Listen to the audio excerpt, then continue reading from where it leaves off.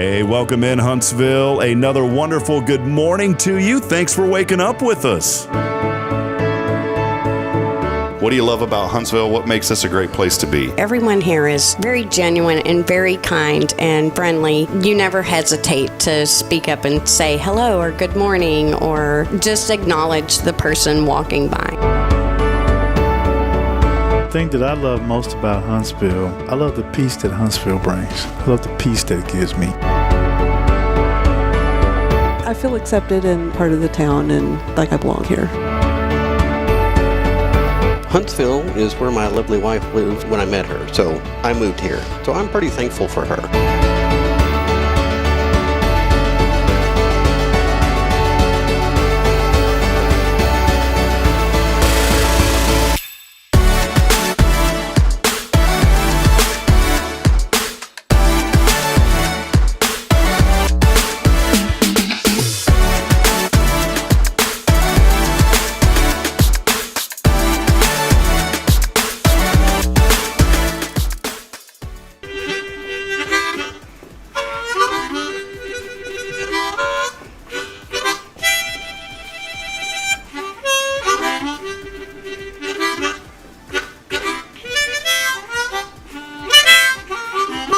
All right.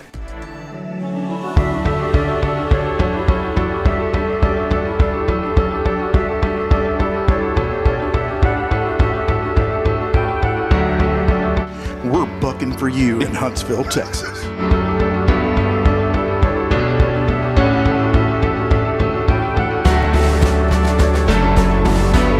Hello, I'm Billy Cobbin, the Sam Houston Memorial Funeral Home. Hey, it's Kay Boning with Tomorrow's Post Montessori Schools. Good morning, Huntsville. Good morning. Hey, I'm Karen. I'm Toy. And I'm Denise. And from all of us at Walker County Federal Credit Union, good morning, Huntsville.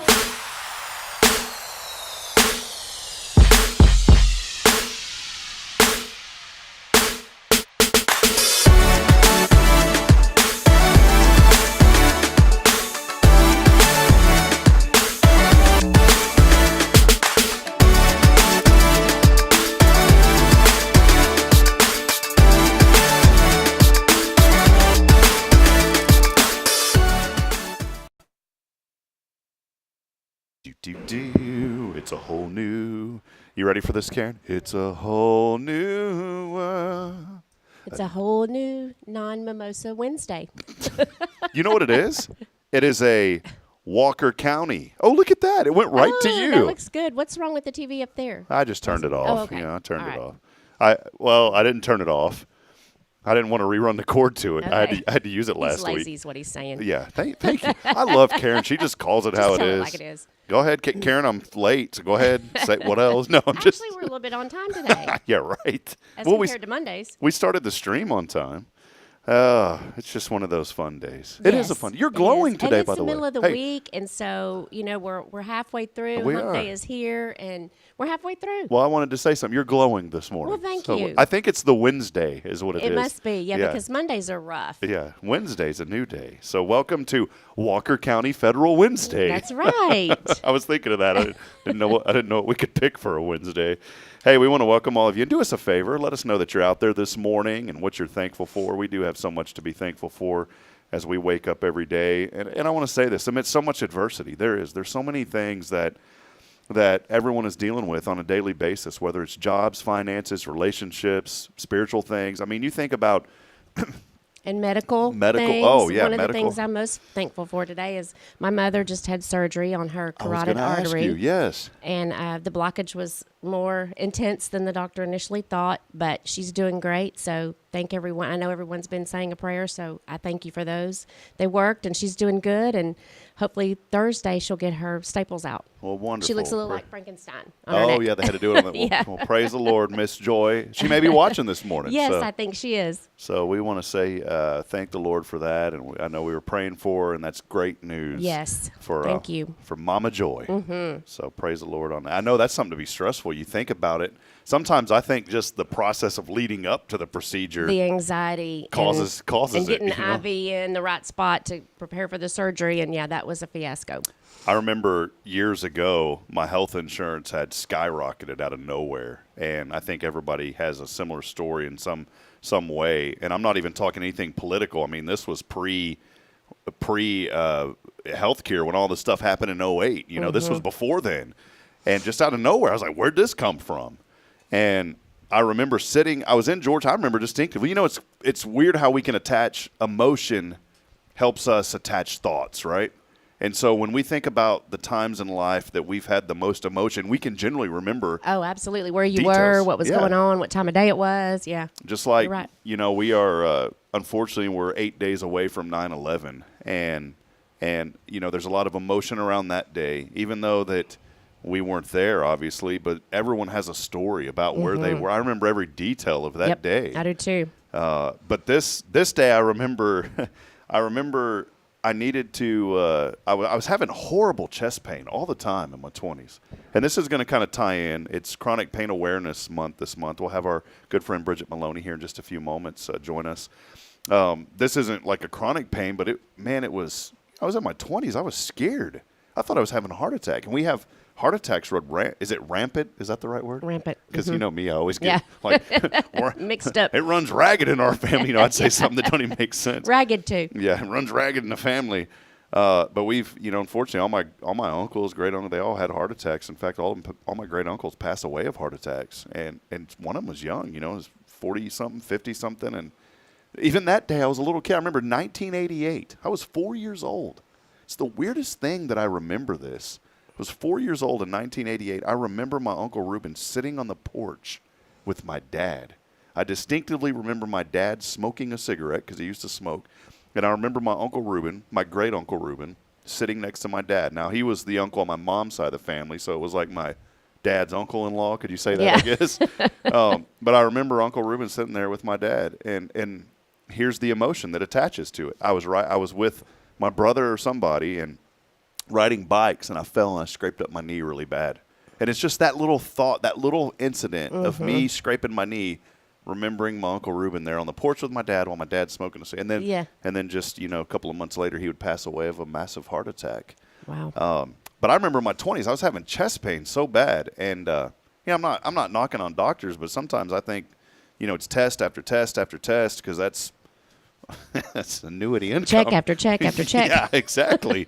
and I know, and there's a lot of great doctors. I'm not knocking any doctors, but I will say that I felt like the bedside care wasn't there with my original doctors. I'll say it as it is. It was absolutely horrible. It was horrible because I was just a number. That's all I was. I was a number. Next. And, you know, hey, come at 8:30. Okay, I'm there at 8:30, 10 o'clock. It's like this show, you know. No, I'm just kidding. Yeah. But it's, you know, I'm sitting there. And I'm waiting, and then finally you get to see a doctor, and then they bounce you to this person and that person. And then I said, well, why can't I go see them? Well, you need a referral. Why do I need a referral? You know, it's just all this. So everybody can make money and get a check. So everybody, it's like the circuit. It's like a circuit, right? You know, It is. When these professional speakers, they all get together and they all, I get 10 grand here. And it's all a big circuit, you know. And there's some, you can tell there's some things I was harboring inside about this. I'm glad to get it out. And it's nobody local. This was all Central Texas area. And, man, I'd bounced around for 2 or 3 years. I had such horrible chest pain, just all the time. And burning. I'll never forget, I'll say his first name, Junaid. I won't say his last name. But there was a Dr. Junaid, and he is the worst gastroenterologist ever. I'm just going to say his worst gastroenterologist. I hope he's not even in business anymore. And I mean that because I read so many reviews, and this person did not treat people right at all. And I know this is a positive show, but I just have to say it because I want people to be aware that they need to find someone who cares about them enough to tackle the problem. Yes, that will listen.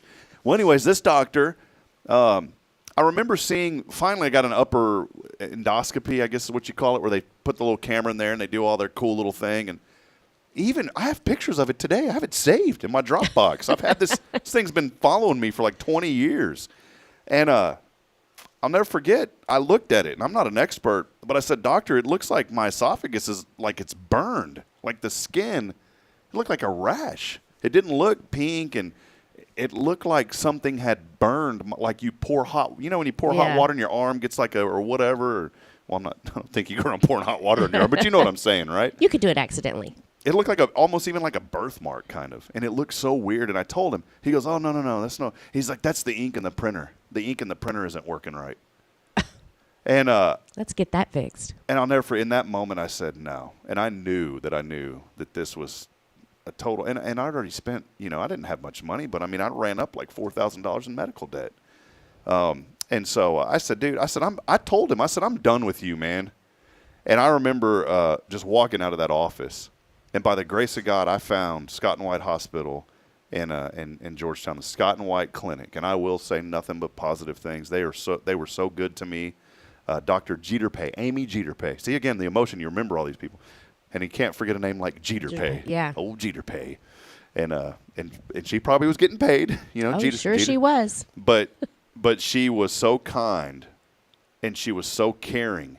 And she said, "No, Rob, you're right." She goes, "We need to get to the bottom of this. You've been dealing with this." She goes, "This could be a very serious problem." And she goes, "That's not the printer ink." She goes, "You could have something really bad going on with your esophagus, which is describing your pain or whatever." And so she was so caring. I'll never forget. And she started connecting me to people. And long story short, she connected me to Dr. Trip Buckley, who was a gastroenterologist at Scott and White Hospital at the time. And Dr. Buckley listened to me. He sat down, even though he had 100,000 patients probably. He didn't care. He took time, and he would even say, "Hey, I'm going to be a little bit longer with Rob. Tell those folks I'm sorry. They're going to have to wait a little bit longer." And we got to the root of it. And he told me, he said, "Man," he goes, "you better be careful. I'm just being honest with you. I don't want to scare you, but it may be Barrett's esophagus, which is precancerous." He goes, "The fact that you've had this for so many years is alarming. The fact that your previous gastro dismissed it is alarming." He even told me, because the guy shouldn't even be practicing medicine. And he said, "Let's fix this." And so he got in there and looked, and sure enough, it was an advanced esophageal reflux, GERD. It's one of those weird, you got GERD. Normally you start talking about that, you get up in your 60s and 70s. "Oh, I got GERD," Yeah. Well, I had it in the 20s. And anyways, he went in there and he said, "Man, there's a revolutionary new product." They used to do what's called a Nissen fundification, where they go in and make a little collar around your stomach and all this cool stuff. And sounds cool, right? Yeah, sounds real cool. It sounds Not. So anyways, this new procedure is called the LINX procedure. It's a magnetic implant, and I was one of the first 4,000 people after. By the way, if there's something that just got FDA approval, don't do it, okay? Because I'm going to tell you, I'm going to finish up the story with this. But and the reason I did it is my doctor, Dr. Buckley, he had Barrett's esophagus. Thank God I was not Barrett's, because that's a very serious. That could turn into something serious. It's reversible, but it's serious if you catch it in time. And so, anyways, Dr. Buckley said, "Hey, man, there's this new product. I had it done to myself." Now, when your doctor says that he had a procedure done to himself that he recommends, I'm like, okay, I'm all ears, right? Yes. And so he became one of the top surgeons in the nation for this new procedure called the LINX device. And basically, it's a magnetic bracelet. They go in laparoscopically. I wasn't thinking any danger, even though your heart's right here and your esophagus is right here. And they're going in with little tools through your stomach and little tiny holes no bigger than a straw that have a really hot thing that burns through stuff. And if they accidentally slice something here, you're probably going to see Jesus if you're a believer. Well, even if you're not, you're going to go see him. It's just you better be careful for the after. But long story short is he did the procedure, put the LINX in, immediately reflux gone, chest pain gone. Awesome. Just like that. That's good. But unfortunately, 2 years later, the device quit working and it's still inside of me because I don't have money to get it out. Uh-oh. So, Oops. And Dr. Buckley he even told me, he goes, "Hey, man, I had to get mine out too." And so he's ready to do the procedure, the old school Nissen that they've been doing since the 60s, but it's like a 3-week recovery. You can't talk, you can't eat, and then the money thing, that's another reason, because I think after insurance, it's still going to cost. I have insurance now, thank the Lord, but even after insurance, it's like $15,000. I was like, let's hold off on that. So I'm back to having. Bottom line is, I'm back to having the burn. All right, I'm back to having the burning. But here's another thing about Dr. Buckley. He told me at the time before the procedure, I was taking a ton of Nexium. He said, "Dude, get off of that stuff. That purple pill is a disaster. It's a purple monster." He said, "Stay off of it." I said, "Why?" He goes, "Because there's so much study and research that it affects your bones so negatively." And he goes, "There's so many younger people especially that are taking that stuff every day." And he goes, "When they get up into their 50s and 60s, they're going to wish that they hadn't." And he goes, "That's just my opinion based on the research that I've read." And so I quit taking Nexium, the purple pill. Remember that was a commercial, the purple pill. And he just told me to take Pepsid. And he goes, there's no problem with you taking 4 Pepsid a day. He goes, take 2 in the morning, 2 at night. You know, I've been doing that for 3 years, and I haven't had hardly any burning since then. That's good. So, anyways, long 20-minute intro there about medical stuff. Yes. So, you ever had a surgery, Karen, like any type of a surgery? I have. It's not a fun thing. No, it's not. It is not. The fun part, here's the fun part of it. When you come out of it. Yeah. That anesthesia, I don't sleep well. Sister, I am floating in heaven when I come out of that anesthesia. Yes. I'm just like, oh, man, I've slept. I haven't slept like that in slept years. Good. And when are we doing the procedure? And they're like, it's done. Yeah. Yeah. I remember I had one of those things that you're supposed to start having in, like, I guess when you're 45 or 50. I had that thing about 10 years ago. I have not had one of those. Yeah. I was with my dad when they did it. He was at the VA. And it was funny because my dad was like, well, can my son stay in here? I was like, Dad, I don't want to stay in here. Yeah. And they're like, no, he has to go or whatever. And so I was like, I'm not staying in there. But I went in the room with him. And they came out. They said, hey, your dad, they came out like 30 minutes. Hey, your dad's fine. Hey, the doctor was laughing at the VA. I said, what's going on? He goes, he kept pointing because they had him like semi out of it. Mm-hmm. He thought that the camera was HBO. And he goes, put it on a different movie, guys. This is boring. How funny. So yeah, I remember that was hopefully the last thing that I'll have for a long time. But I had to do that, and I just remember coming out of that anesthesia, and I've been under it so much. I came out of it, and I said, man, I feel like I've slept. Yeah. So if there's anybody out there, we do these IVs now, to like vitamin IVs, I guess they call it. And hydration. Hydrotherapy. I don't know what else it's called, but you know what I'm talking about. New Waverly, they've got one. And Richard and Linda are they're probably with us this morning. The Horn family, they go and do that. And they a lot of people do. I want to try. Have you ever had it? I have, but not purposely. Did it do any? I know you've had it but did you notice anything at the time, or was it?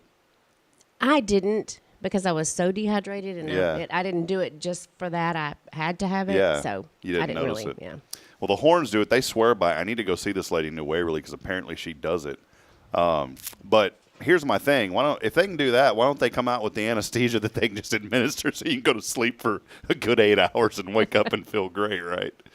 Oh, man. Well, hey, do us a favor. Let us know you're out there. Check this out. You'll never guess who's joining us from an island. I know. I talked to her yesterday, and she looks like she's having a ball. Hey, Irma. Irma. She is live, or she is joining us from Waikiki. Aloha, baby. Aloha. And her mom, this was her first time for Miss Lupe to fly, and she did good, and her mom just looks, I saw a picture of her yesterday. She looks great. Isn't Miss Lupe like 90 years old? She is. She don't look a day over she doesn't. 70. She doesn't. That is, out of all the things I think about when I had the privilege to broadcast for Sam Houston, of course I miss that, and I miss the players and the coaches, but I miss the fans the most. We did a segment called Fans in the Stands. I just had the idea. Brian Adams was with me, and one day I said, hey, and this was when we had the rights at KSAM, so we could do whatever we want. And so it was fun. It was creative. It was just so much fun. And I remember telling Brian, I said, our pregame, no offense, is boring.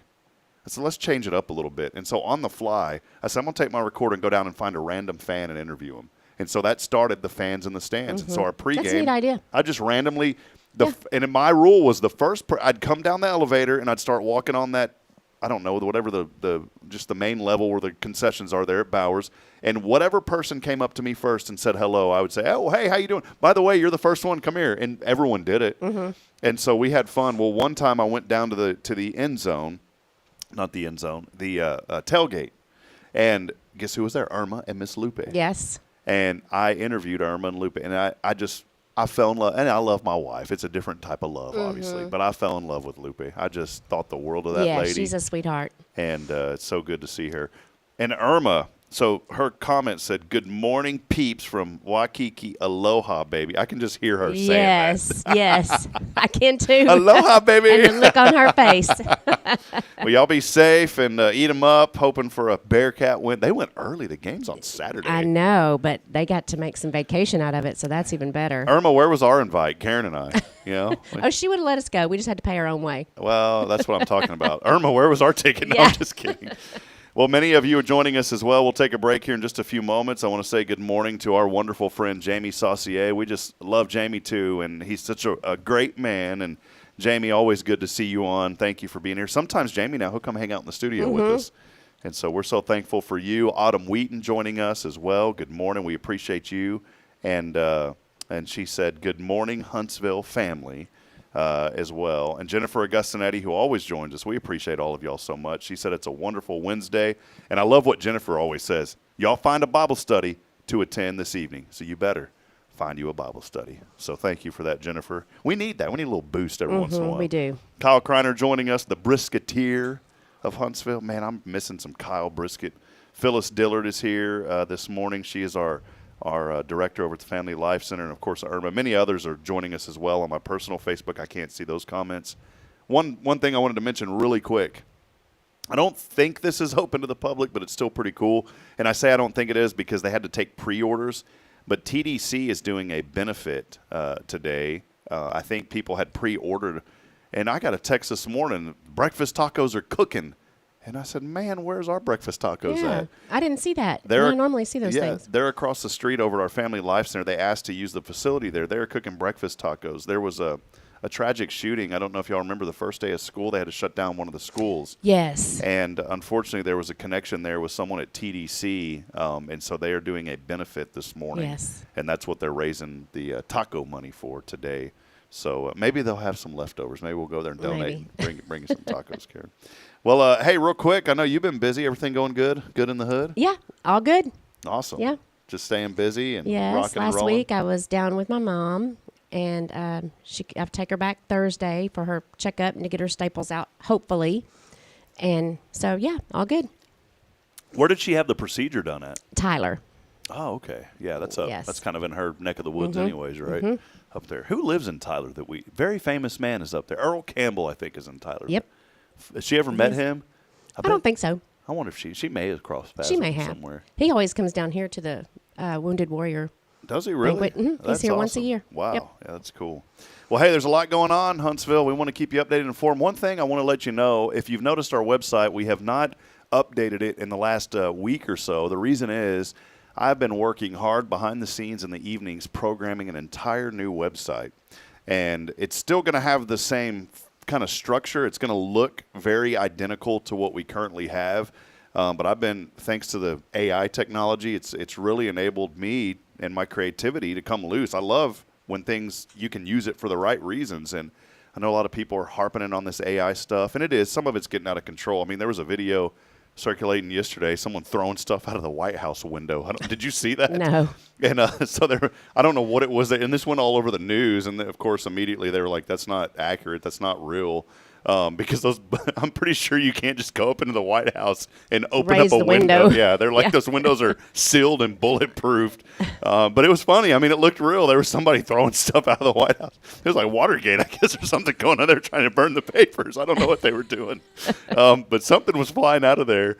But you know, the thing is, there is a lot of benefit to the AI technology, and I found benefit with it, Karen, just being able to do the things that I've always wanted to do in programming. And so now there's something called vibe coding, and basically you tell it what you want it to code, and it'll start coding it for you. And because of this technology, I've been able to rebuild our website the way that I've always wanted to do it, and it's going to be really community-driven. One of the biggest complaints that we've always had from people that submit events, they're like, man, it's a nightmare trying to submit events on y'all's website. And so with this new technology and redoing the website, that'll all be super easy, and I'm really excited about that. So, and one thing, too, is we like to put obituaries on our web. Well, I've had to do all that manually. Well, now thanks to the technology, there's a technique called scraping, and that's been around forever. But you can write scripts that scrape websites and basically hoard in data, if you will. And so I wrote a script. The AI wrote a script that pulled all this obituary information down now, and it works flawless. It's been, I mean, I wrote that in an hour. That would have taken 2 weeks back in the day. Yeah. So, and I know in y'all's industry, in the banking industry, man, there's all sorts of stuff probably now starting to AI that's coming out eventually for even you guys. You know, I know during, someone was telling me that also works in loans that, you know, some of those PDFs are, man, like what, 40 pages of stuff? Not frequently. Just disclosures. But some of it. And so they said, we're using technology now to help us kind of explain some of this a little bit easier, you know, what it means. Perfect example, I got something from Google that sounded lucrative, right? The Goog that's always watching out always wants to know what you're doing. Do you use the Google, Karen? Mm-hmm. Do you have a Gmail address? I do. Well, they're watching you, and that's okay. I've been using. I don't care. I don't have anything to hide. But Google sent me this really cool thing in the mail that said, "Hey, earn $600," and I'm like, "Okay, perfect. I'm down for that, right?" And so I started to sign, and then something felt kind of fishy about it, and it was Google. It was 100% Google. Well, they have this terms and conditions, right? And no one's going to read through that. And before I hit I accept, I said, I don't have time to read all this. It was huge. And so I copied it and I pasted it into a program like ChatGPT. I use several different AIs. And I said, can you please summarize this for me and tell me if this is something that I should do? And you know, it came back and it said, absolutely not.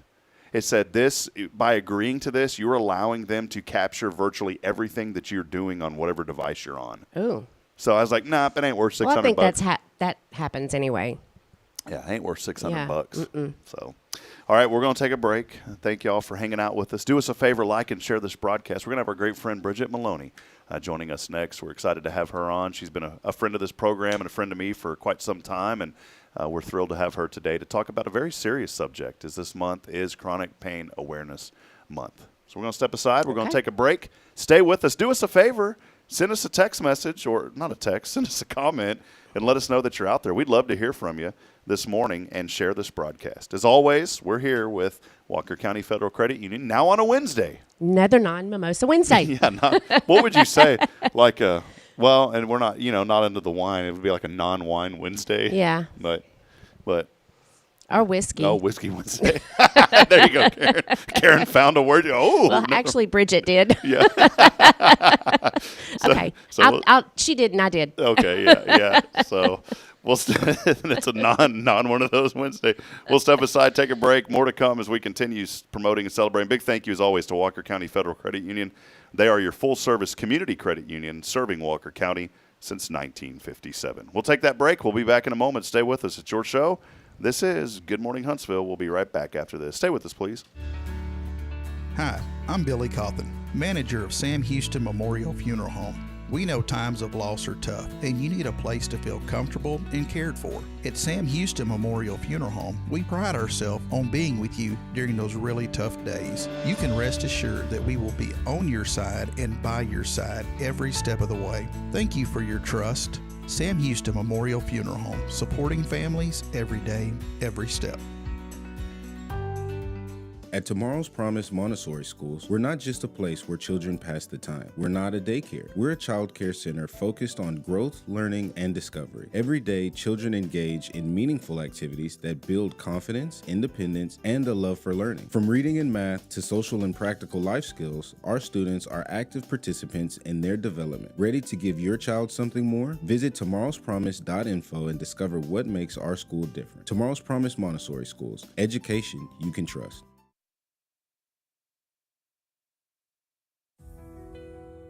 Since 2010, the Oak Ridge Disciple House has helped men break free from addiction, not with quick fixes, but lasting change through Jesus Christ. They've celebrated 167 graduates at Oak Ridge and 138 more at Interfaith with an 80% success rate. That's compared to just 5% in most secular programs. The fact is, Jesus works. And now, celebrating 15 years, they're building their third house in Tennessee and just launched a women's program, Restoration Ranch in Texas. It's all for God's glory. And here's the heart of it. They never turn anyone away for lack of money. In fact, 95% of families receive scholarships. As one person put it, don't talk about it, be about it. Every penny counts. Donate today at oakridgedisciplehouse.com and help change a life forever. The Oak Ridge Disciple House. Online at oakridgedisciplehouse.com. Real recovery, real hope. The Oak Ridge Disciple House is a faith-based 501c3 nonprofit Christian character building ministry helping men 18 and older who are suffering from drug and alcohol addictions. If you or someone you know needs help, there is light at the end of the tunnel, and that light can be found through the Oak Ridge Disciple House. For more information, visit oakridgedisciplehouse.com.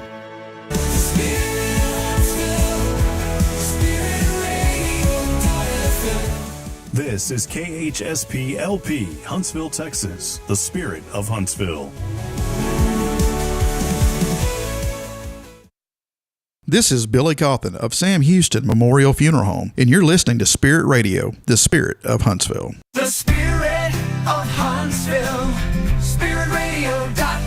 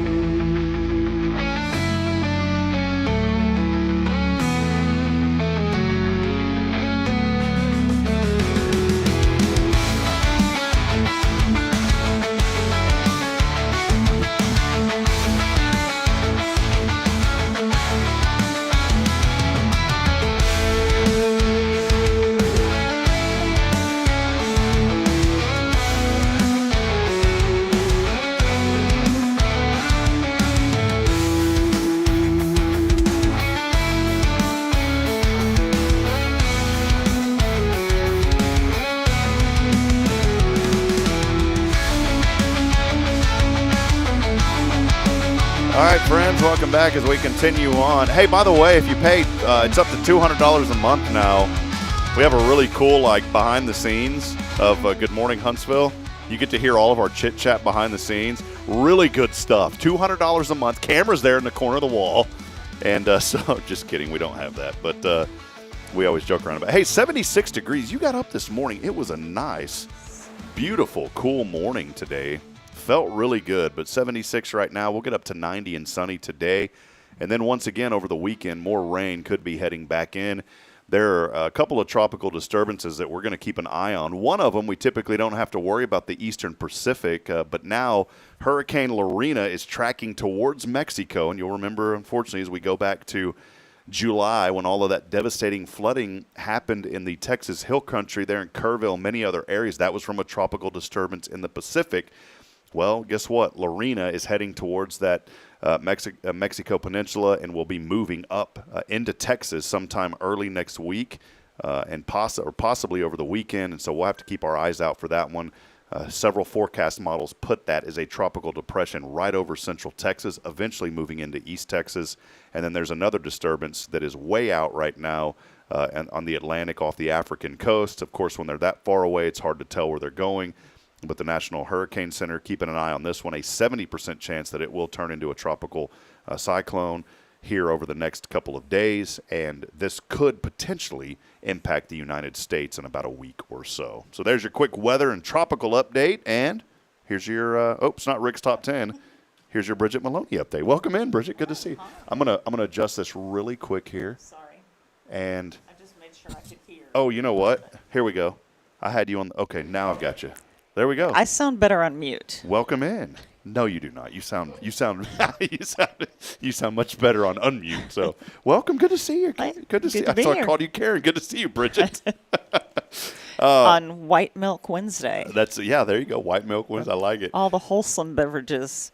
It's a wholesome Wednesday. Right. See?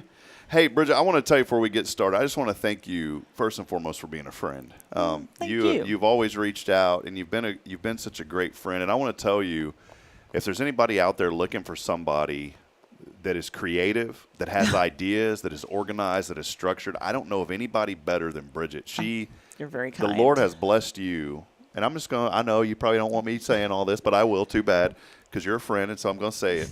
I just want to encourage anybody out there, if you're looking, Bridget is such a wonderful person, and you have so many ideas that you have brought to me and some things that I want to work on with you to help and better this community. There's nobody that I know that is so wanting to improve Huntsville more than you. So thank you for what you do. It's not like there's much room for improvement. It's already pretty perfect. Yeah, but you're finding stuff that's really neat. So I wanted to say that off the bat. So, and you're wearing your Hornet green. Of course, you noticed. Well, how have you been? I know. Pretty. I know you had a fall the other day. Yes, but I'm getting over a concussion. But yeah, good night.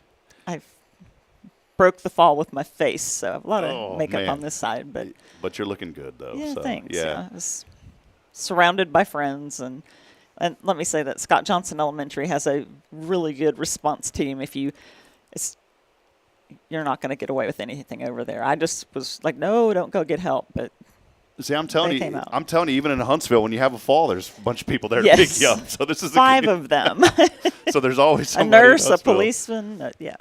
Well, it's so good to see you on this morning, Bridget. I know we talked about this. Man, it seemed probably like a year ago we were talking about having you come on, and this is a very it's a very serious month in some aspects too, because a lot of folks suffer from chronic pain, and I know this is something 20% of Americans. Yeah, and it's something that is a big deal, and this month is Chronic Pain Awareness Month, and something I kind of wanted to lead in. You shared a little bit of your story before, but kind of wanted to extend on that. Maybe there's obviously new folks that are watching, but I know something that you've had to deal with for a while is CRPS, a complex regional pain syndrome. Yes, as I was saying in the break, initially there were going to be 2 physicians in a little panel, and so now they had things come up, and I am not a medical professional. I'm just a person with chronic pain. But I was concerned.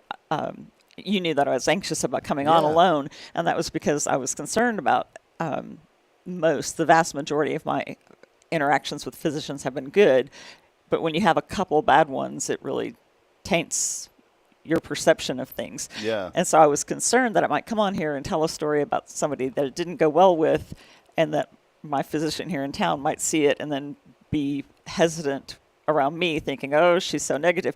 But you were so, you just went after everybody. So no. But I know, and there's local folks here who have been really good to you too. I know Dr. Aines helped you, and many others have been so good to you, and there are so many. When I was talking, I was like, those are guys back in Austin, so we'll throw that one out. But there's been a lot of folks that have helped you, and I know we were hoping to get a couple here today that have been really big in your life, but they had a lot going on, and so we understand that, and they're great guys. But maybe kind of lead us into the story. I mean, this is something, Bridget, that you've had to unfortunately deal with for so long, and it's hard to find people who will listen. Well, for me, it happened. I had an accident. I fell in November of 2011, and I was very fortunate because I actually fell in a hospital. I had emergency surgery, and the physician who did my surgery never doubted. I really didn't ever. I'm very fortunate. I never had a physician who doubted that I was in pain. But a lot of people do. A lot of people end up being treated as though they're drug seekers or other things, but they have a difficult time finding somebody who believes that they're in pain. Mm-hmm. I think one thing that worked in my favor was that I'd had major surgery the month before, and the same doctor had commented on my high pain threshold because I wasn't asking for pain medication after the surgery. It's so unfortunate. It's like you've dealt with pain for so long that it's like, this hurts, but I don't know what to scale, right? So I was fortunate in that. But when we don't even have to be taught. When you feel pain, your mind thinks there's something wrong. Mm-hmm. We need to fix it. So when I suddenly was in excruciating pain 24/7, I was going, he would send me to this doctor and then another doctor. I was going place to place saying, we've got to fix this. And it got to where I was being told, oh, this is just how it's going to be. You need to learn to live with it. And that was just the dumbest thing in the world to me. Yeah. And it turned out to be true. I did largely need to just learn to live with it. But until I had a diagnosis and an understanding of why that was the case, I wasn't willing to accept that. I can only imagine, too, Bridget Maloney's here. We're talking about Chronic Pain Awareness Month. I mean, I can only imagine you're going through this. There's a lot of anxiety and uncertainty, right? Right, and that makes pain worse. Yeah. So, you have all of your neurotransmitters firing and you're anxious. You start living in your reptilian brain, and that makes you sleep less, and lack of sleep makes it worse. Suddenly the very thing, the pain, is causing you to do things that makes the pain worse. Yeah, it's almost like the pain's causing the pain, yes, right? Absolutely. One thing, if you're okay with mentioning kind of how did this pain start out? I know you said it was from an accident, but is it localized to one specific area? Is it widespread? Maybe describe that a little bit. For me, I have I had a couple of injuries, and there was just one that couldn't be repaired. I crushed my femoral nerve, and so I have place in my lower abdomen, like the size of a pencil eraser, it always feels like a sharp pain that you get like a toothache. And then it radiates down to my knee. And then from my knee to my foot, now it's like either tingly or numb, kind of depending on the day or the time of the day. Early on in the disease or whatever, that leg would just randomly swell up from the knee down, and it would turn red or purple, so that meant a lot of ultrasounds to make sure I didn't have blood clots or things like that. But that's just a common thing that happens with CRPS. See, I worry a lot with anything medical because of the cost. And yes, a lot of times, like me, I was telling you, I don't have anything like you, but I told you this last time, and you know this about, I hurt all over. Like, it's weird. My entire body, even like since we came on, I have a new pain has started right here on my like the weird, like what is right there? There's nothing there. You know what I'm saying? I hope there's something there. There should be something there. But it's weird because you feel like you're losing your mind. You don't know why things are happening. And then you go down this rabbit hole, right? And you go to they send you to a chiropractor. They send you to this person. They send you this specialty. Anytime I hear the word specialist, specialist starts with an S. The S is the same logo as a dollar sign. And it got to a point for me, I racked up so much medical debt that I was like, I can't do this anymore. Well, and that causes anxiety. Right. And I was in the Dallas Metroplex, which was a good thing because we had so many specialists in the area and we had the med school. But everybody was so highly specialized.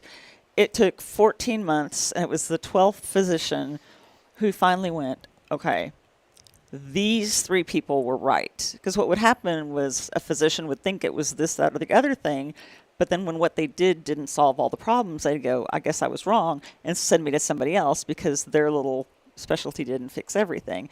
Well, I finally got to somebody who looked at the big picture and said, we need to do this surgery to fix this, and you need to do this to fix this, and this you're just going to have to live with.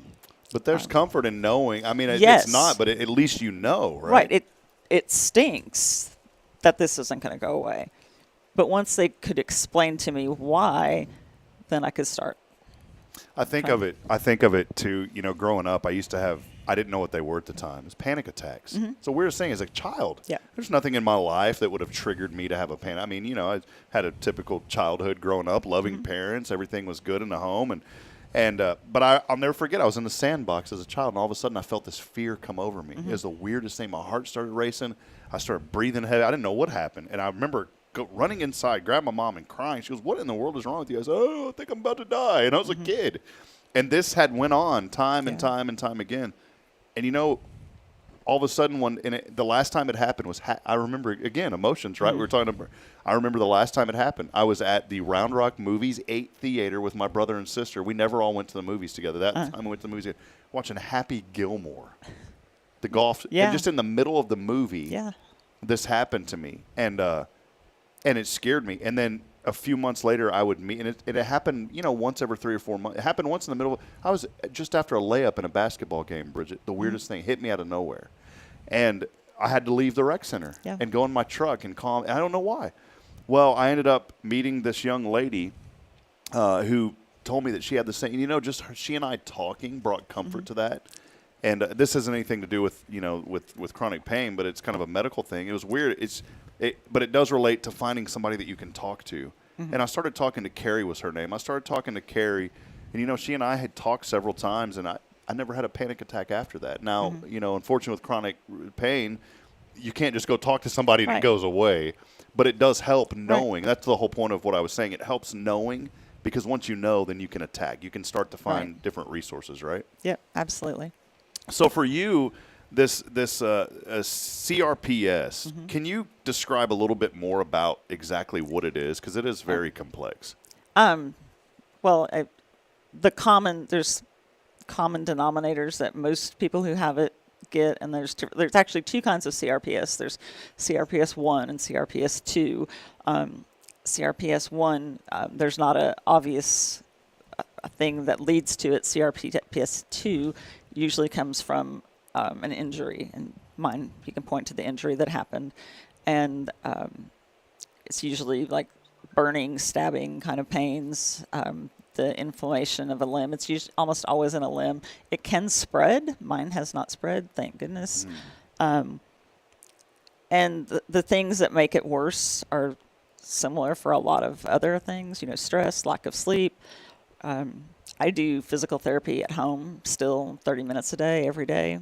I still do guided meditations. There's a lot of things that I've really adapted my whole life to.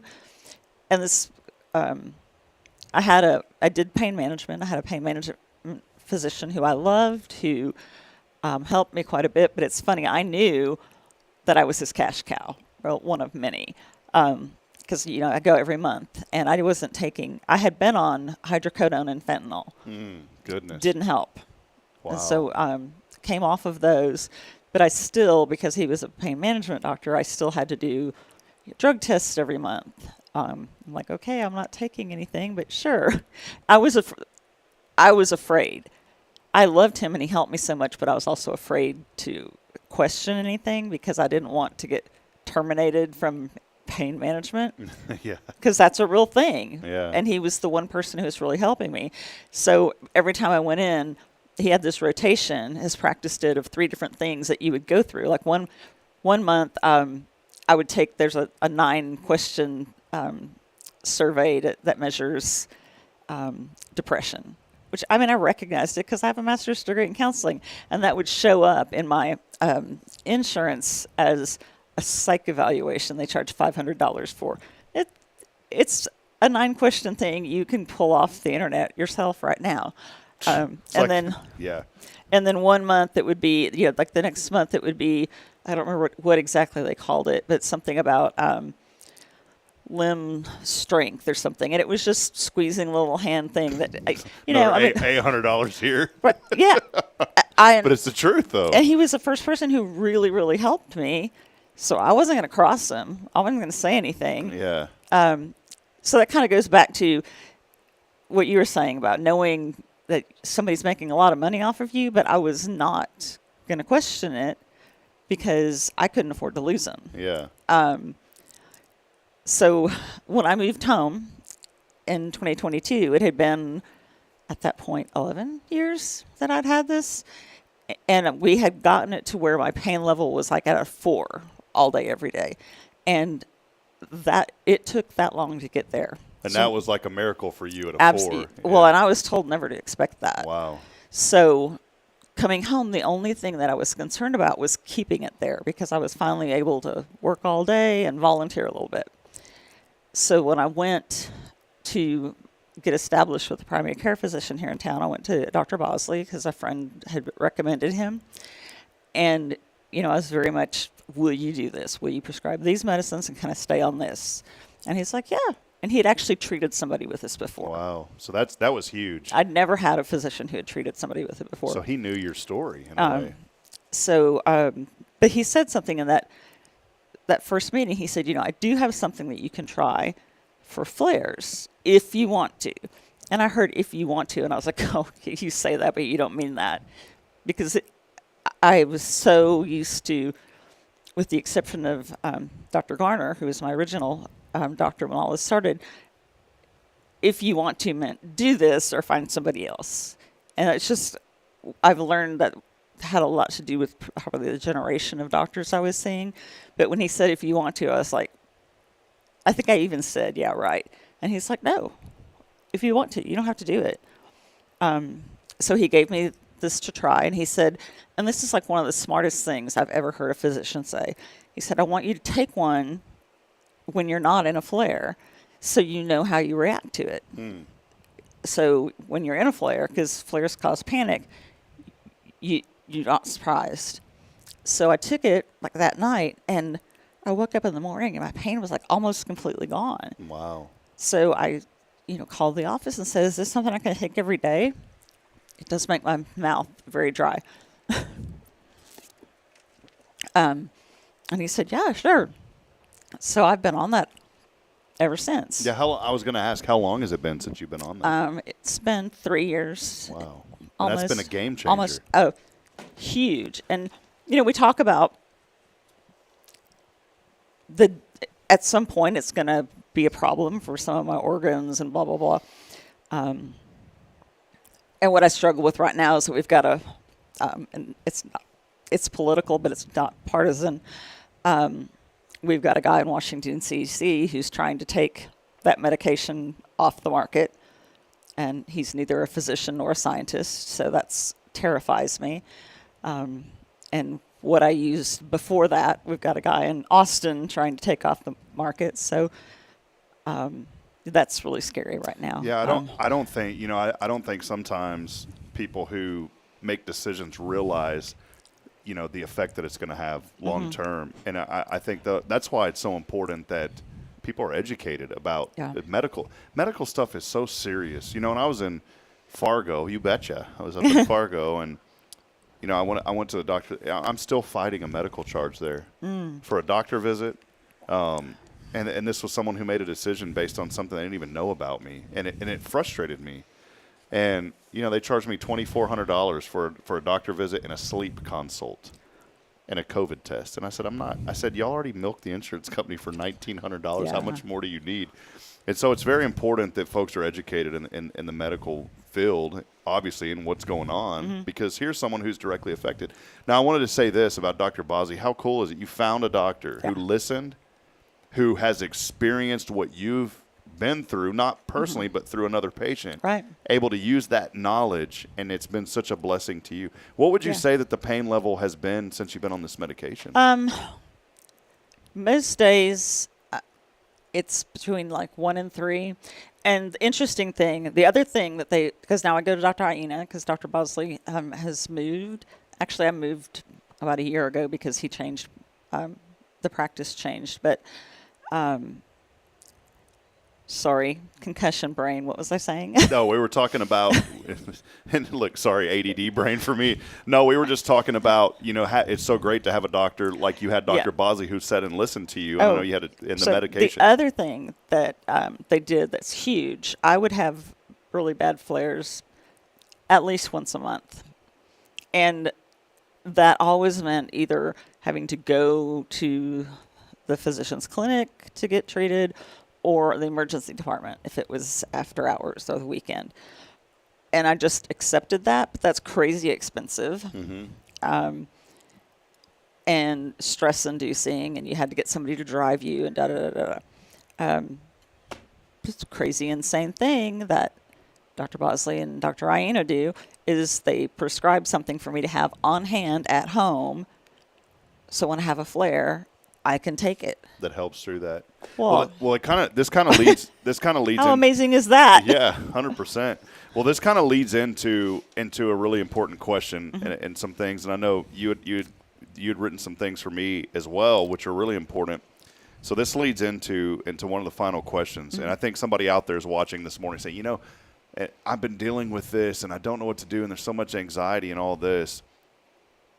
You need to find a way, and there's anxiety in this statement too, but you've got to find really good healthcare partnerships. Yeah. How did that, maybe for somebody else out there that may be struggling with something similar, how did that partnership for you? How did you find it? What were you looking for? Well, actually, I looked that up online because I fell into it. I did not know until I came to Huntsville, and people. I joke, but I'm not really joking, that we have a small percentage of our citizens who are going to complain about everything. So people like to joke about, the schools or the medical care. No. This is a serious. I call it the 1%. And in media, I've understood the 1%. Yeah. And I've learned to ignore the 1%. But truthfully, 11 years of getting great medical care in the Dallas Metroplex and at the med school. It's when I came to Huntsville that I really stumbled into a couple of physicians who really see healthcare as a partnership and not a do it my way or you're just out of here. How did you kind of know that, though? Did you just kind of feel something special with the relationship? It started with when he said, if you want to try this. And I said, yeah, right. And he was like, he just looked at me like, yeah, it's up to you.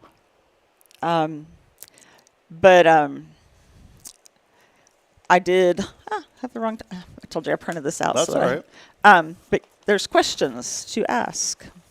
So in a way, it's, and I don't say this in a rude way, but in a way, it's almost when you come in. I feel like when you come into a medical professional, be your own advocate from the start. Right. Would you And say see, that that's a fair statement? And I had done that in the past, and it was perceived as questioning their authority. And see, it wasn't. It was just, I like to understand things. And see, maybe that's something too, because this is what's worked for me. Whenever I've been my own advocate, the feedback that I get from that medical provider tells me right then and there if I want to be with this person or I don't.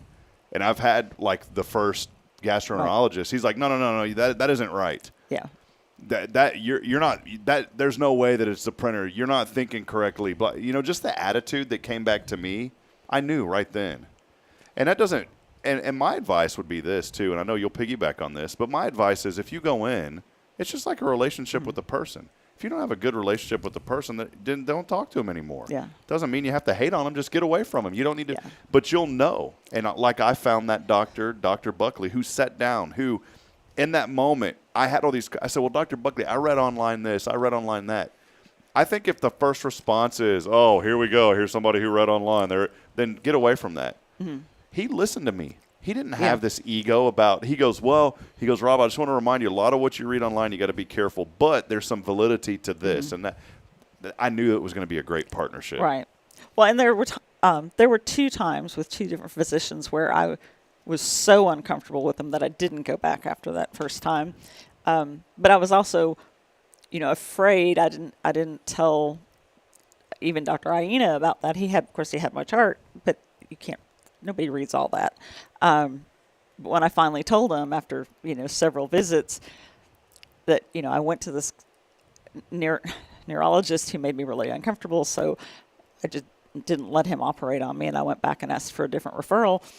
And he was like, did you go to Dunst? Like, he knew right away who I was talking about. But I was afraid to tell him that I'd had this horrible experience because I didn't want him to think I'm just somebody who goes around bashing physicians. Yeah. But when I said, he's serving life in prison here in Huntsville because of he was charged criminally for malpractice. Yeah. And that just doesn't happen. And you picked up on that. He immediately. But anyway, here's the 3 questions that I found that you should ask before committing to a physician. How do you typically approach treatment planning with chronic illness patients? That seems like a good question. Do you support shared decision making? I think that one's key. I'd never heard of shared decision making, but because it wasn't what I experienced most of the time. And are you open to integrating non-traditional therapies if evidence supports them? That's a good one. So, yeah. Because how many times do you go to somebody and they're like, just like this links procedure, that's not a traditional thing. Right. And at the time it worked. But every other gastroenterologist, oh, you need the Nissen, you need this, you need that. And that's ultimately what I'm going to need. Right. But if I would have got the Nissen, my broadcasting career probably would have never gotten to the point to where I was blessed to be here at SAM. It's weird how everything works out, right? But in that moment, if I would have had the Nissen, I would have been down for 3 weeks. I would have had to quit broadcasting, which probably would have led to never being able to pursue the rest of that, even though eventually I could have. Yeah, I had 3 years where first I couldn't walk, and then I was, then I got to where I was on a walker, and then I was on crutches. And 3 years is a long time to, it financially ruined me, but that was the least of my concerns. You were concerned about your health. Yeah, and I was living with a friend. My dogs were living with my brother. I got to go see him on the weekends. It was just awful. The pain was really at that point the smallest part of the concern because it really did take everything from me. My challenge to folks is if you come across somebody who is talking about pain, that you have compassion. I've learned through Bridget, especially through the things that you've described to me, just to have compassion to all folks who deal with pain, because we live in this society to where many think that, oh, that's just so-and-so always hurting, always complaining. There's serious issues that cause people to have pain, and that's what this month is all about. It's bringing awareness to that. And so I want to encourage folks to have compassion, to listen, to have understanding, and to realize that, there's again, it's the 1%. There's probably the 1% of the population that's complaining all the time and saying they hurt. And when somebody complains and says they hurt, they don't understand what that is, like someone like Bridget, who's had to deal with real pain and real hurt throughout her body because of this mess. But I think also a person's pain is their pain. Like my pain isn't worse than, somebody who's having a toothache or somebody. Like the pain that you're having is just as valid as the pain that I had then, or that. Does that make sense? Yeah. I don't like to. There's a pain chart that goes around the CRPS circles that say, I can't remember what the title of it is, but it's like on a scale of 1 to 50, this is where, like having a leg amputated, this is birth without meds, without all these things, CRPS is supposed to be way up here. That's helpful for a lot of people, but to me, if I'm giving birth to a child and I haven't had any drugs, that's my pain in that moment. That's about that's the worst. Or, because for me, a 7 is arbitrarily what I call pain that causes me to throw up. And I've had physicians say, no, that's like a 10. It can't be a 10 because that's the top of the scale. If I'm hit by a bus, it's going to be worse than this. So yeah, that's a good way to look at it. So anyway, I'm very fortunate that for 3 years now, I've not had that kind of pain. Yeah, that's great. That's why, I get to, I say like HISD. If HISD, I joke, if they ask me, I'll do anything they ask me to do as long as it's not illegal or immoral. So, it's rearranged my whole life and made me focus. Like I know who my people are, and I don't get bothered by things that don't matter because I've had a time when I wasn't living, and now I'm just living my best life. Yeah, well, that's such a good message, Bridget. I know you've been through a lot, but you've used what you've been through to be a blessing and to help others. And, I hate for you that you have to go through having the pain that you have. But, again, you've been such a blessing to so many. And here today, able to share your story. And sometimes it's just the stories that can bring peace to other people, knowing there is somebody. Because how many times do we get in this bubble? And I'll kind of end with this and then let you, I know you got some closing thoughts. But how many times do we get into this bubble to where we feel like nobody's ever been through what we've been through? And that's a dangerous place to be, because now when you get, and I've been in it, I'm saying it firsthand because I've been in it. I've even told Bridget, nobody's ever experienced yes, they have. Everyone has experienced something similar to what we've all experienced. Doesn't mean that our stories are unique, but it's very dangerous to exclude ourselves and to say that nobody's ever had to go through this, because when you get into that bubble, now you've cut off community. And when you cut off community, you don't have anybody to talk to because you feel like, well, they haven't walked in my shoes. True. They have not walked in your shoes, but you know what? They've been on your path. Yeah. They have a story that's similar. It's just like, and I know you're a Christian and a pastor, and it's just, that's why testimonies are so important. Yeah. Because that's how we share. That's how we encourage each other and help us through these seasons. And so just you sharing your story of what you've been through and the adversity you've had, and finally finding a team of physicians that said, we're going to listen to you. There is hope out there for somebody who's suffering from this. Yeah. So one last thing, it's that I personally found to be very helpful. I learned the hard way. I thought, you can go on the web and look up a physician's record, look up their license and see whether they've had malpractice claims against them. So you would think. I checked out everybody. I'm a big researcher, do my background checks, all that stuff. So I never went to anybody without looking up their license.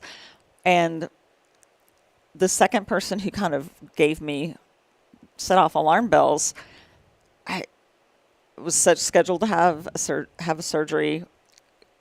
So I'm getting ready to go back. They started talking. I'm like, this is not what I'm here for. And it's very clear that I'm about to have a procedure that's not what I'm there for. Yeah, they're about to take your leg off, and you're in for something else. Right? So I did. I had a surgery that's like, oh, okay, that was weird.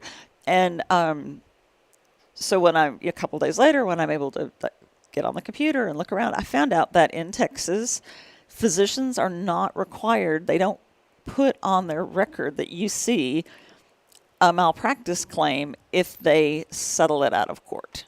This guy had a $25 million settlement in Oklahoma where he had, of all things, they were reusing needles. Oh, my goodness. And a bunch of people got hepatitis. And I was like, what else does he do? You know, if he's reusing needles, like what's to gain there? Which is almost like the basic of the basic knowledge. Right. I'm not even a doctor, and I know you don't. I don't know reuse how needles. much money or time you could possibly save from that. But, Yeah, wow. But anyway, so no, my point is look up the license, but also ask Ask people around. ask people what their experiences have been. And don't Yeah. just rush into a procedure. Yeah. Yeah, that's good. So, well, Bridget, thank you for being here. Well, thank you. I know it's not easy to come and talk about these things, but Chronic pain awareness. yeah, chronic. What a thing to celebrate. Chronic. Karen, happy Chronic Pain Awareness Month. Woohoo! Y'all bring a cake with some broken bones on the top of it, and we'll call it a day.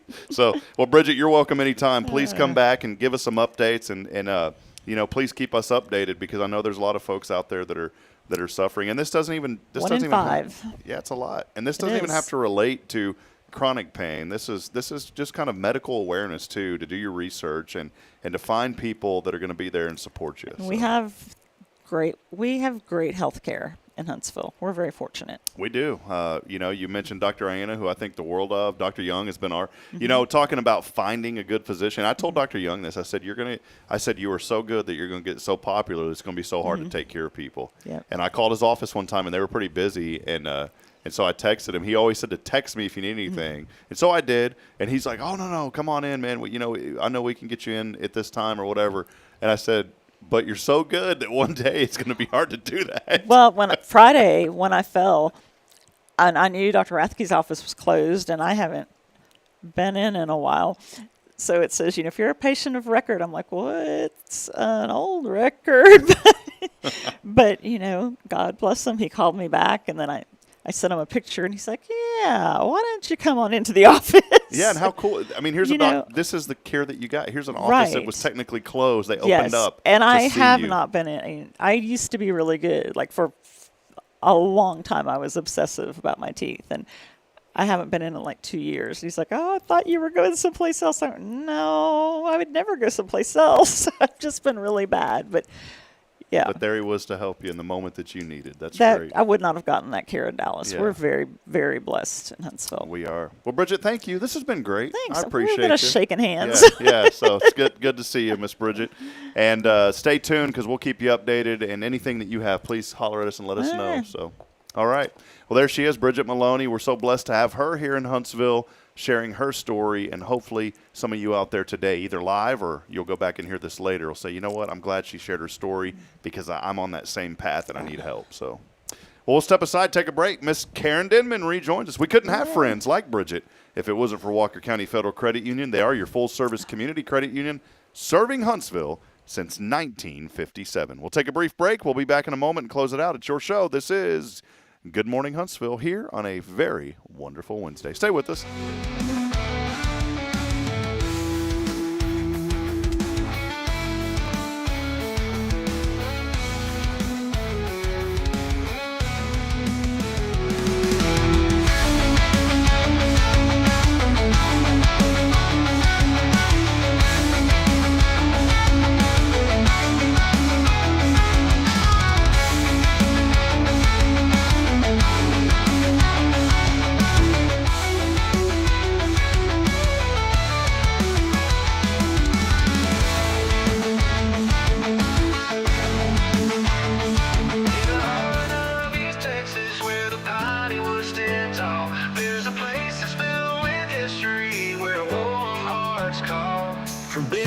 To the Bearcats, pride runs deep and strong. In Huntsville, Texas, we sing our song. With love and hospitality, we open up our doors. In this beautiful town, blessings we explore. Sting 'em hornets, beat 'em mudcats, Sound Houston State, where dreams are at. Good morning, Huntsville, we find our way, guided by God's love every single day. parks and recreation, where children laugh and play, to the historical treasures that take our breath away. In the piney woods. All right, there you go. Little in the piney woods, we find peace and rest, Karen, don't we? Yes, we do. Well, we try to, anyways. So it's all good. Welcome in. Bridget, a while ago, she said, "Rob, you're hyped up." I said, "You know why? It's because I got plenty. Somehow I got a lot of sleep last night. That's good. And that never happens with me. On average, it's about I don't know, 4.5, 5 hours. Yeah, that's not good for you. No, it's not good at all. Got to get more sleep than that. But it's just I'm in this weird season of children, you know. And You'll be there for a while, so I love them. Enjoy.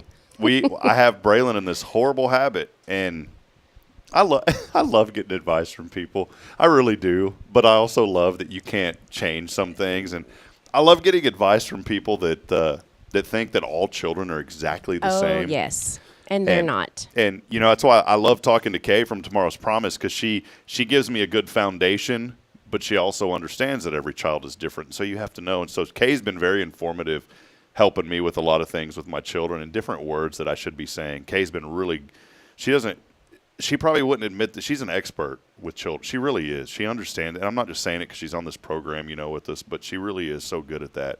But I had someone the other day tell me, well, you just need to put her in that bed at night and just walk out of the room.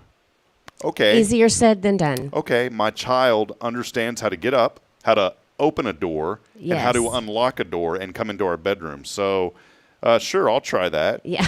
And that's going to work for a hot minute. And I've tried it, and I've taken her back to her room about 6 times. In one night, literally like 6 times. Yeah, I believe it. And then she gets upset and she starts screaming and crying and kicking. And I'd rather just lay down with her and have her go to sleep. Mm-hmm. Why get her so wound up and upset before she has to go to sleep? Exactly. And then it upsets everybody else. Yes. And then one day it'll click with her and she'll finally quit doing it. Yeah, she will. And I talk to her every night, little bits and pieces. I'll say, Braylon, Daddy's going to leave tonight. Do you want to try it? And she goes, yeah, Daddy. And I'll try it. And then you know, it'll be 10 minutes, and then she'll come run into the bedroom, and she doesn't like it. So, anyways, yeah, thank you for the advice. Well, someone even said, well, you probably just need to put a lock on the outside of the door. Okay, let's lock them out. That's really bad advice. CPS will be at my house. Exactly. That is the dumbest advice I've ever received about how to make your child stay in their room. You do not put a lock on the outside of their door. That's like something you hear on the news where people go to jail for that kind of stuff. Exactly, yes. I was about to ask this person, do you do that to your kids? Do I need to call somebody? So, well, hey, a couple of things. It is it's National Welsh Rarebit Day. You know what that is? No. Sounds like a rat. It's something to do, some sort of bread and tomatoes. Do you see that? Oh, yeah. Let's not have that. Welsh Rarebit Day. And, you know, out of the list of the National Day of, that's really it. That's sad. What a slow day. Our own national day of something. It's also U.S. Bowling League Day today. So, did you ever get on a bowling league? I was. I bet Huntsville misses that. Yes, I do miss the bowling alley. Yeah, I even have my own ball and my own shoes and everything. Do you really? I do. That's classic. I love it. Did you like? What was your bowling average? Well, I'm not going to say that, but I did enjoy it. I was on a league, and I wasn't that great. I mean, I think I bowled like a 190, which was not that good compared to everyone else. And then I'd gotten progressively worse as time went on. And I'll never forget in Georgetown, I was bowling Mason Crosby, who used to kick for the Green Bay Packers. He won a Super Bowl with the Packers. We were so proud of him in Georgetown because that was our hometown boy, right? And he won a Super Bowl with Green Bay. Really good kicker in the NFL, too.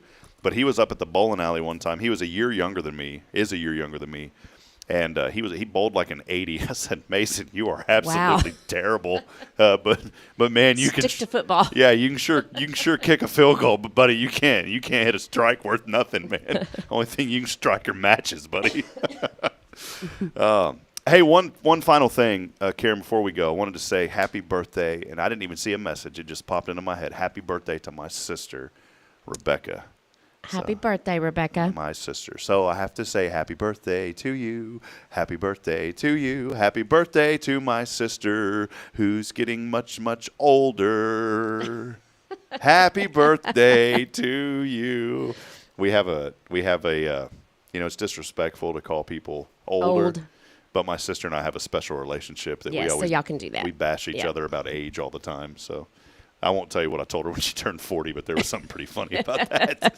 So, well, Karen, hey, we can't talk about what's going on tonight because it's Wednesday. It's Wednesday, yeah. So how did it go on But Monday night? there is, well, we didn't have it because it was Labor Day. And talking about trivia at rodeo. Yeah, trivia. We'll have it this coming Monday, and then tonight there's bingo. So if you want to go play some bingo and win some prizes, rodeo tonight, bingo. Do you ever get over there for bingo? Sometimes. That's pretty cool. Sometimes, yeah. Who does that? Who hosts that? Delphina. Delphina does it. Is she the bingo caller? No, it's usually Stephanie. Okay, I was gonna. Stephanie or Denise. I could just see Delphina. B23, baby. You know, she'd put some. She'd put some energy. She would. She would. She's fun. I don't even know if B23 exists. Sounds I like think 23 is the I. Yeah, I-23. See, yeah. I don't even know. Well, hey, I want to remind you, get over to Walker County Federal Credit Union for all of your loans, for your accounts. I'm going to tell you, and I always say this, and I'm going to remind people, I love that I can sit here in this seat and say things so genuine because I had an account long before y'all ever sponsored anything. In fact, I used to, I don't say this with bitterness, but I used to put together promotions that I never got credit for because y'all weren't my account, but I would put together the promotions for it. But I wouldn't get the commission for it, but I still put them together, like the Walker County Federal replay that I designed that I never got a dime for, where I used to work. And I don't say that negatively, but you know who to talk to. But what I'm saying is, and I don't say that bitter, it was just good fun.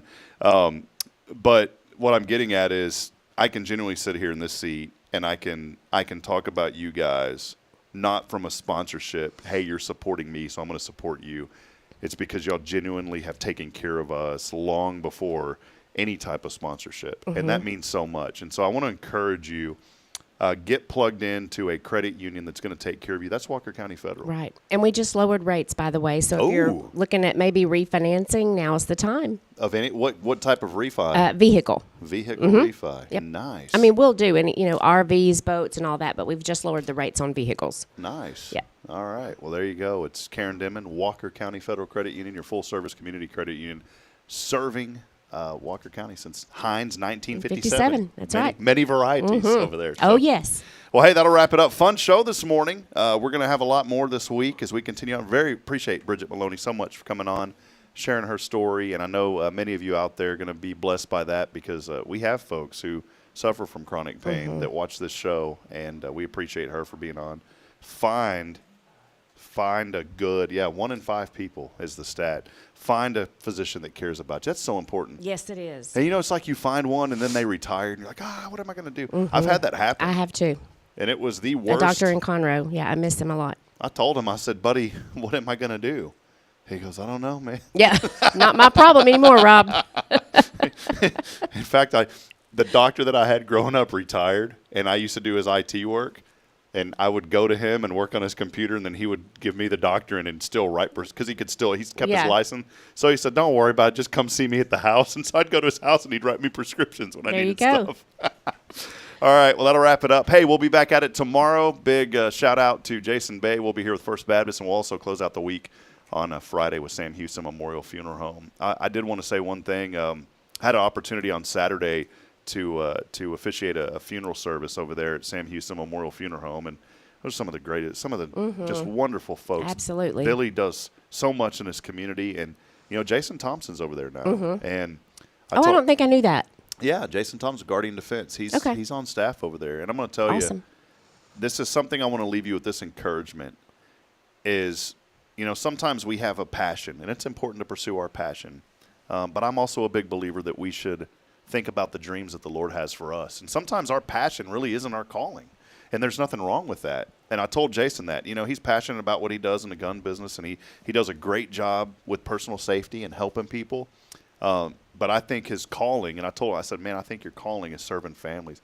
And I got to witness that firsthand, and I'm going to tell you, it brought tears to me. It literally brought tears to me seeing how much compassion that man has for people during their hardest time. Yes. And I already knew he helped us move 5 times. Yeah.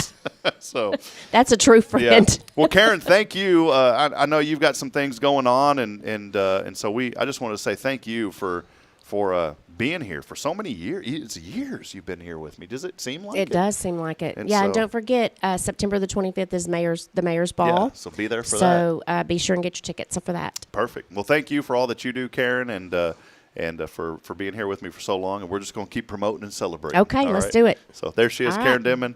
Bridget Maloney, big thank you to Bridget for being here today as well. And as I end every show, reminding you that we're not strong enough alone to make it on our own. We need each other. So please provide that word of encouragement, lend a hand of support, because I promise somebody out there needs you this morning. Till then, good morning. God bless. And we'll see you back at it bright and early, 7:30-ish tomorrow. So long. See you, Bye. Karen.